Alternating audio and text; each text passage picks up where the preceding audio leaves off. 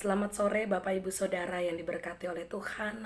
Kita kembali ada dalam renungan di ibadah keluarga di rumah tangga kita masing-masing. Dan sebelum kita membaca dan merenungkan firman Tuhan, mari persiapkan Alkitab kita. Bacaan terambil dari kitab Mazmur pasal 91 ayat 3 sampai dengan 13. Sebelum kita membaca dan merenungkan firman Tuhan, mari kita berdoa. Kami berterima kasih kepadamu ya Tuhan untuk kehidupan yang masih Tuhan percayakan. Dan kami bersyukur untuk waktu yang indah yang boleh Tuhan beri bagi kami saat ini. Sehingga kami boleh kembali ada dalam persekutuan yang memuji dan membesarkan namamu. Dan bersama kami juga akan kembali diperdengarkan lewat sabda kebenaran firman Tuhan. Urapilah kami dengan kuat kuasa roh kudusmu. Sehingga firman dan kebenaran yang akan kami terima meneguhkan, menguatkan iman dan percaya kami dalam kami melangkah menjalani kehidupan di dunia ini. Berfirmanlah ya Tuhan, kami anak-anak-Mu siap mendengar. Dalam nama Tuhan Yesus kami berdoa. Amin. Mazmur 91 ayat 3 sampai dengan 13 firman Tuhan berkata, sungguh dialah yang akan melepas engkau dari jerat penangkap burung, dari penyakit sampar yang busuk.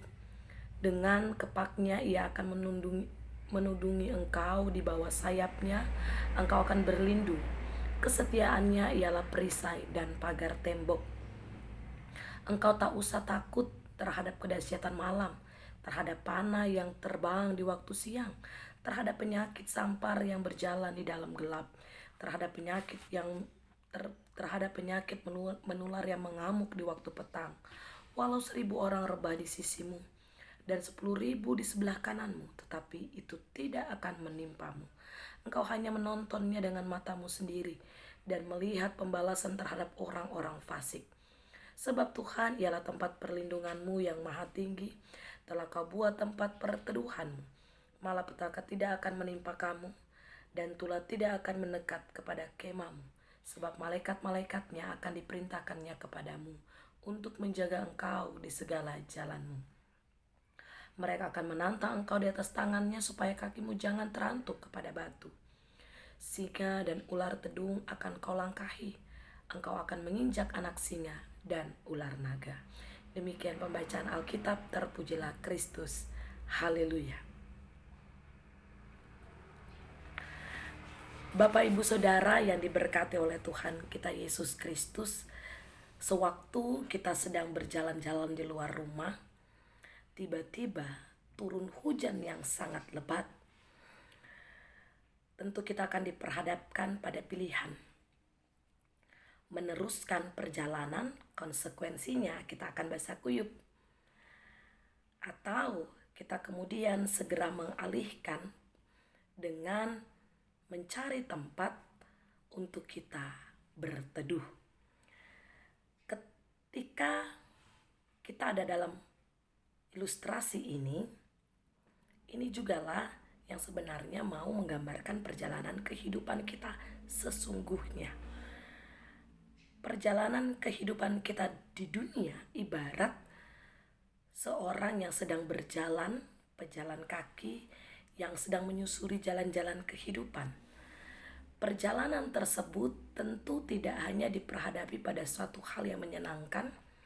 Perjalanan tersebut juga diperhadapkan dengan hambatan-hambatan. Ada badai kehidupan, misalnya sakit penyakit, krisis finansial, serta permasalahan-permasalahan lainnya dalam kehidupan rumah tangga kita masing-masing.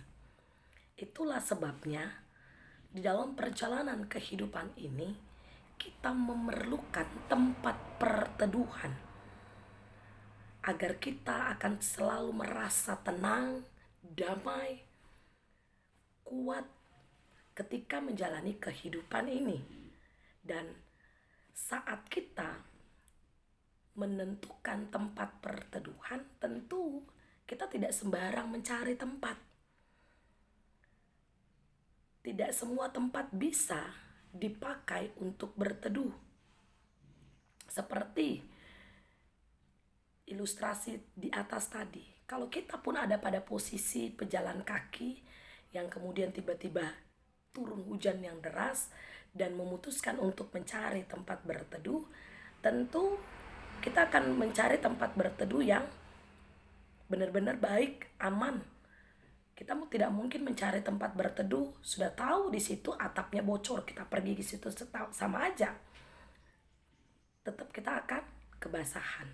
Tentu kita akan mencari atap yang baik, yang kuat, yang lebar, sehingga kita tidak juga kena tampias air hujannya. Kita akan cari tempat yang benar-benar dapat memberikan kita keamanan, kenyamanan ketika kita sedang ada pada posisi hujan lebat tersebut.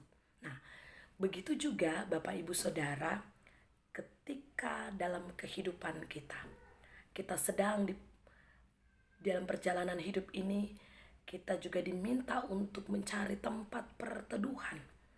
Tempat perteduhan kita harus cari yang kuat dan kokoh. Tempat perteduhan itu harus benar-benar yang dapat memberikan jaminan. Nah, bacaan kita pada saat ini Bapak Ibu memberikan kita satu gambaran bahwa hanya Tuhan yang menjadi tempat perlindungan kita. Hanya Tuhan satu-satunya tempat perteduhan yang kuat dan tepat. Itu kita bisa lihat sebenarnya dari ayat pertama dan ayat kedua di pasal 91 ini. Akan tetapi ketika kita ada dalam tempat perteduhan, kita juga masih akan mendengar suara gemuruh. Kita akan masih juga melihat petir. Bahkan kita masih juga dapat melihat hujan yang deras turun. Tetapi semua itu tidak akan mengenai kita. Karena apa? Karena kita sudah berada pada tempat perteduhan yang tepat. Nah, begitu juga dalam perjalanan pengalaman kehidupan kita. Kita akan diperhadapkan dengan berbagai macam pergumulan kehidupan, hambatan demi hambatan. Tetapi bedanya ketika kita menjadikan Tuhan tempat perteduhan kita tidak akan lagi merasa takut. Kita tidak akan lagi merasa khawatir. Kita tidak akan lagi merasa cemas. Karena apa? Karena ada Tuhan yang memberikan kita kekuatan. Karena ada Tuhan yang akan selalu menjaga dan melindungi kita. Dan semua itu tidak akan menimpa kita. Itu kita bisa lihat pada ayatnya yang kelima, ayatnya yang keenam, bacaan kita. Tidak usah takut akan hambatan pergumulan yang ada.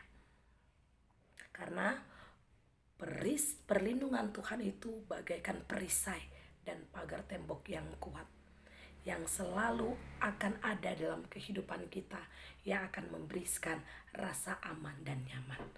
Seperti sekarang ini Bapak Ibu Saudara, ketika kita ada dalam situasi kondisi pandemi, semua kita ada dalam kecemasan, ketakutan.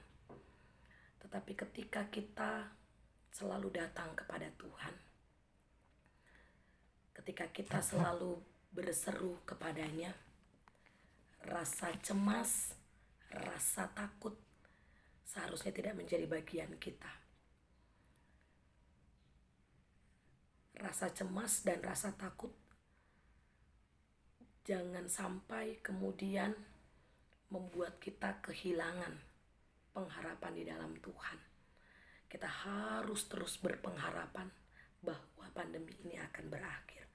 Tetapi juga jangan berpikir begini, ya kita harus berpengharapan, percaya, yakin sama Tuhan, tapi kita tidak taat pada prokes. Kita tidak taat dan patuh pada anjuran-anjuran pemerintah. Disuruh vaksin gak vaksin. Tenang, kita akan kuat. Ada Tuhan di dalam kehidupan kita. Kita gak akan terpapar virus corona. Oh, kalau seperti itu pemikiran kita Bapak Ibu sangat keliru. Bukan seperti itu juga.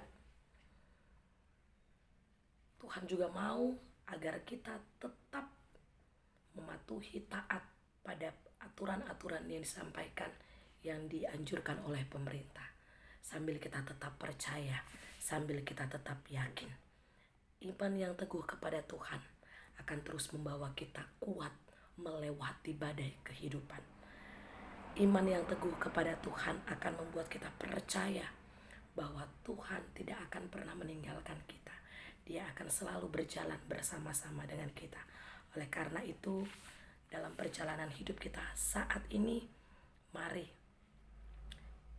apapun keadaan yang sedang kita alami, pergumulan apapun yang sedang kita hadapi, jangan pernah cari perlindungan ke tempat yang lain.